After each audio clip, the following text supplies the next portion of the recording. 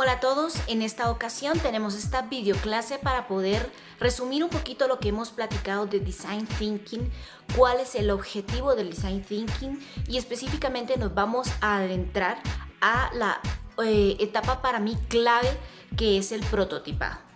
Primero vamos a hacer un pequeño repaso y entender qué es el Design Thinking.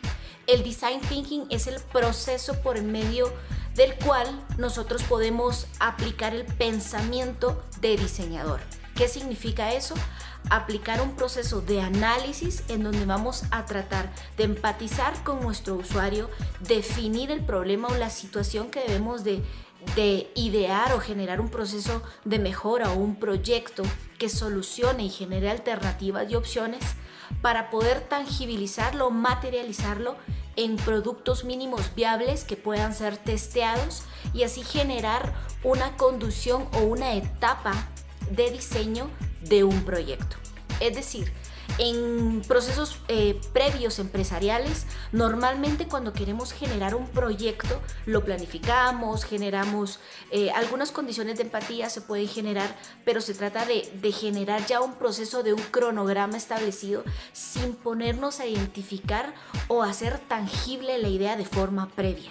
Y en el camino que se va produciendo, se va ejecutando, identificamos que se debe ejecutar a largo plazo, que necesitamos hacer mediciones y a veces ese proceso racional elimina muchos procesos de intuición y muchos procesos que el sentido de esa subjetividad entrenada nos puede ayudar. Cuando uno se centra en el pensamiento de diseño o se vuelve un pensador de diseño, lo que hace es que genera que las ideas se tangibilicen lo más pronto posible. Entonces tenemos 5 etapas básicas. La primera es empatizar, la segunda y la tercera es definir e idear y la cuarta es prototipar. Por último, hacemos el testeo, la evaluación de todo ese proceso que hicimos previamente.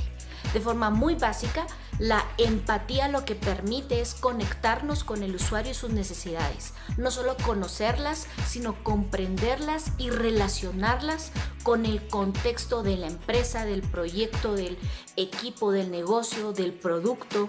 Es saber cómo esa necesidad realmente está afectando al usuario.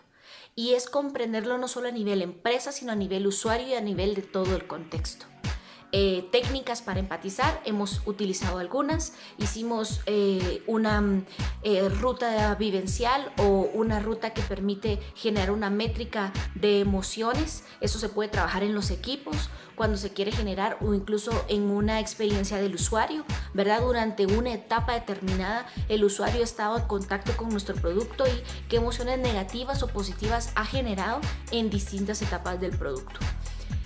También generamos una en donde se llama Mi Turno o Es Tiempo de Platicar en 2, en donde en 10 minutos se pueden establecer datos básicos y reales de una persona, de un equipo, de un departamento, de un área de trabajo y converger esas ideas para identificar cuáles son las necesidades de ese momento en las personas o en los equipos. Luego identificamos técnicas de idear y definir. En realidad primero se debe de definir un problema y muchas veces en las empresas lo que suele ocurrir es que el problema no está bien definido y cuando no está bien definido no sabemos desde dónde atacar.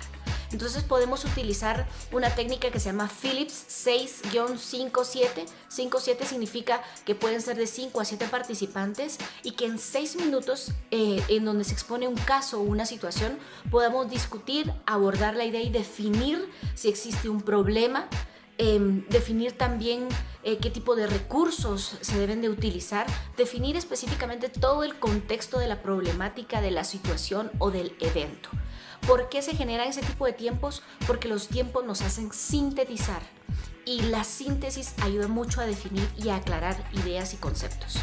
Entonces podemos utilizar esa técnica. Se puede utilizar también la técnica de los 6 sombreros de Edward Bono, que consta de 6 sombreros en donde los colores definen una personalidad o una perspectiva de pensamiento, como el sombrero blanco, el negro, el rojo, el azul o el verde.